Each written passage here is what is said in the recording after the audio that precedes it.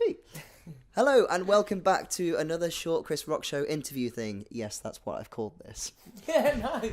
Yeah, I'm sat here in the Camden Assembly in a lovely instrument-packed green room with Josh from Chapter and Verse. Outside it has been freezing cold, snowing like mad. Did you get caught in that at all, Josh? Yeah. I'm wearing all black today, and I got out of a car for like 2 minutes, and when I got back in, I was like white. Like it was just covered in snow. It's freezing cold. Yeah, I kind of wanted to ask. So it's your last day of tour with supporting Dream State. Mm-hmm. You're going to be joined by the lovely parting gift tonight. Yeah. How's tour been? Is there any stories you can tell us about things happening? Any cheeky bands that you've hung out with? Because obviously you've had was it Greyhaven and Cove and stuff? There's been masses of bands. There's been so many good bands. Like one of the things, I was chatting to somebody at a show yesterday. We were in Tunbridge Wells last night, and I was saying that one of my personal favourite things of touring is the amount of other bands that you get to see and watch. And live music's one of my favourite things in the world. So being able to watch opening bands, different ones every night has been amazing. And then when you've got the bonus of having bands like Cove and Orestia and Greyhaven and things like that, like bands of that kind of quality, it's a real it's a privilege to be able to watch all those people. So yeah.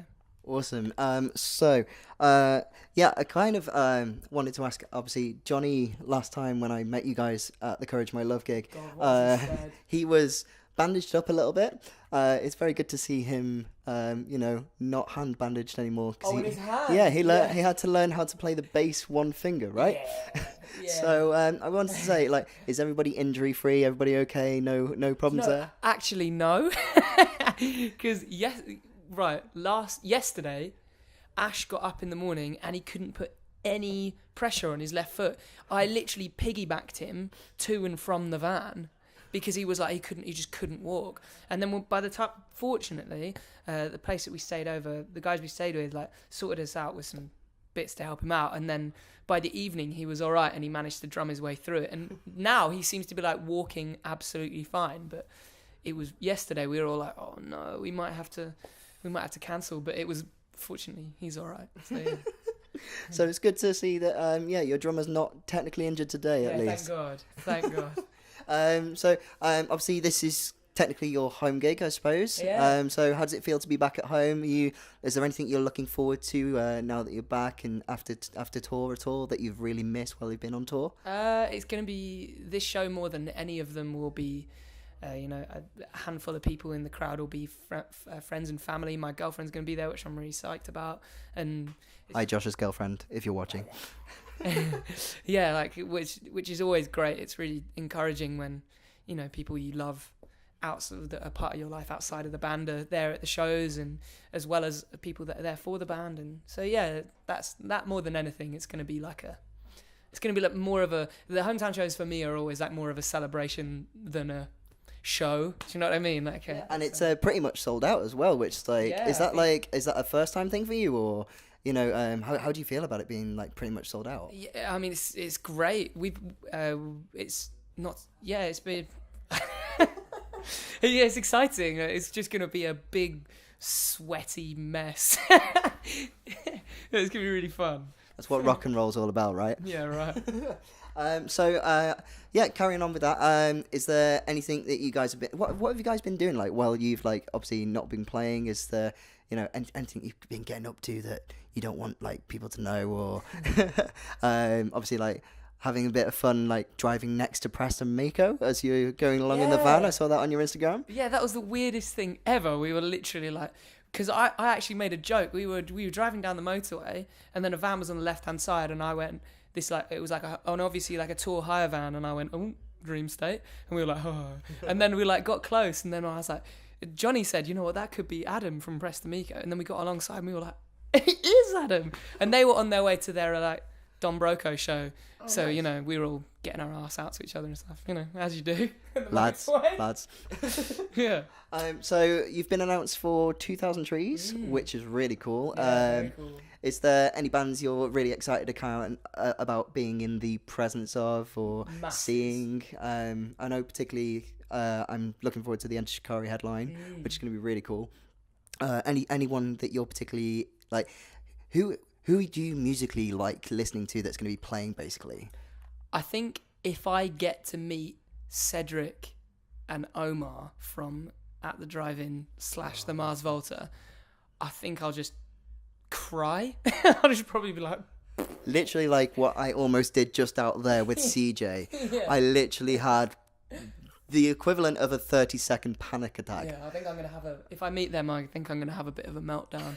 But yeah, so it's very weird being on a lineup without the drive-in. That's gonna be cool. There's loads of bands that I'm like desperate to see. I still am yet to see Loathe. I'm like I'm dead excited to see Loathe. I will let you know I've seen them live about a year or two ago with Ocean State Alaska in Manchester. Really? They are mental. They were literally on the floor kicking people in the pit. It was deadly. Yeah, I can't wait for that. I can't wait. I love their album, and I love Black Fox's album.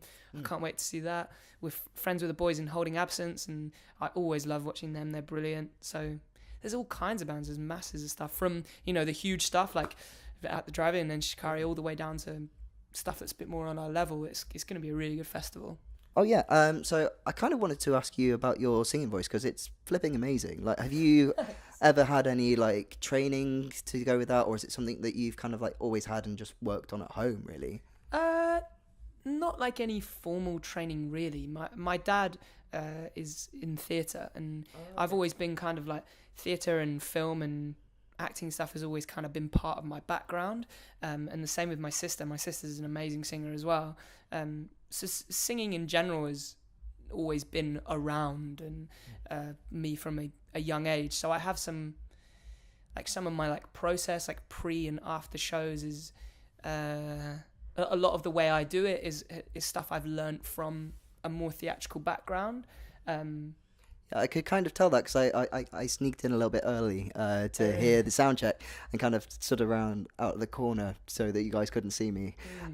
So hearing like the vocals and stuff and you guys like playing through one of your songs without anybody else there was really, really cool to hear. And obviously hearing you doing like your kind of like the vocal warm-ups where they're trekking really did give me an idea of like some kind of theatre. So yeah, I could see that. It's not like I don't think it's in the way I like sound. It's more like in my process of warming up and that kind of thing. There's a photographer, who's a great guy called Alex, who's out on tour with us, and well, he's out on tour with Dream State and us. Oh, cool. And he said to me the other day, he said, "Your like pre-show routine is the weirdest thing I've ever seen."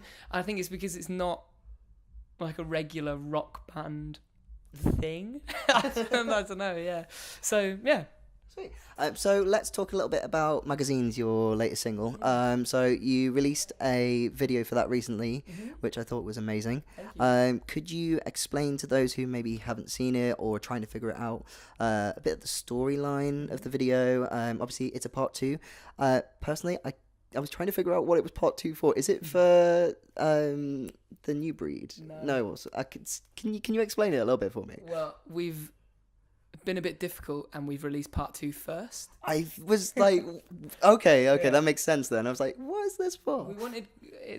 Basically we've taken we're putting out an EP at some point and it's called Glow. And everything that we're putting out to do with the EP has an overarching narrative, and it's all connected to the same characters. So we put out, we wanted people to kind of not really know what's happening until it's all there. We're all massive fans of stuff that you really have to put your brain into and put pieces together and figure it out. So we've put out number 2 first, and people can meet the main character, which is a girl we've called Eden. My cousin's name, which was really weird for me to see. Yeah, yes. Cool. Yeah, we've got a character called Eden, and she has in her possession this kind of very mysterious orb, which is glowing. And we wanted people to kind of meet her for the first time and start asking some questions, and then hopefully we'll be able to answer some later on. Okay. Fingers crossed. One more thing about obviously your new EP that's coming up. How would you say it compares to your previous EP, obviously called The Wolves Back Home? Yeah, we were I think this one is much more of a. We kind of knew what we wanted from that EP. And when we put out The Walls Back Home in early 2016, or when we did it rather, we were just we were just four guys that came together and wanted to just write some cool songs and stuff. So that was basically all it was. We just wrote songs that we thought sounded cool and released it as 5 songs. Whereas Glow had a lot more intention to it, and it feels a lot more like a real band as opposed to, you know. Well, you guys genuinely are a real band. Like, when I saw you in the Borderline, you were heavy and you literally set a line there for, you know, Courage My Love to hit. So thank you. Yeah. I'm hoping to see more of the same tonight. Yeah. So last little thing, you got to get interviewed by Lars Ulrich. How cool was that, and what was the experience like? We didn't get interviewed. We got the new single got played, and then him and his partner on the show, they kind of like discussed the single. It was the weirdest thing ever, because I literally don't know how it happened. When we put out magazines, it went into a couple of playlists on Apple Music, and obviously his radio show is run off of Apple Music, and somewhere in the mix of that kind of world, he's found the track, or his partner might have found the track or whatever. So we got a tweet 2 hours before the show was live, which is about 3 p.m. in like California time. And then we were like, we didn't think it was real, especially not Darren, our guitarist. He's a die-hard Metallica fan. He knows every song inside out, and so when we were all a bit like, what, like, this must be a wind-up. But then it just happened, and we listened to the show, and he was talking about it and really liked the song. It was just very weird. So I really don't know how it's happened. Like, lots of people are asking me, like, being like, oh, you must have like pitched it, or, you know, your management team or whatever must know something about it, but we literally don't. Just out of nowhere then. Yeah, it's just one of those weird things. Like, you know what you've got to do next now, right? You have to put out a Metallica cover. Yeah, maybe. I don't know if I've got the Hetfield voice, but maybe. Anyway, go and check out Chapter and Verse on their YouTube channel. They've got a Chapter and Verse Vivo as well. Yeah. Which is where their latest music video is. I'll leave a link down below for you guys. But yeah, keep an eye out for the new EP Glow coming up sometime soon. He won't tell me when. Anyway, this is Josh from Chapter and Verse. Thank you very much, mate. Thank you, not at all, mate. Thank you. Thank very you. much. Cheers.